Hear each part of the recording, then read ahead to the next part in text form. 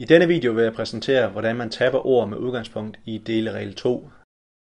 Deleregel 2 går ud på, at man prikker vokalerne og tæller, hvor mange konsonanter der er imellem, og når der så i deleregel 2 kun er én konsonant imellem vokalerne, så går den som hovedregel med over til den sidste vokal, altså til højre.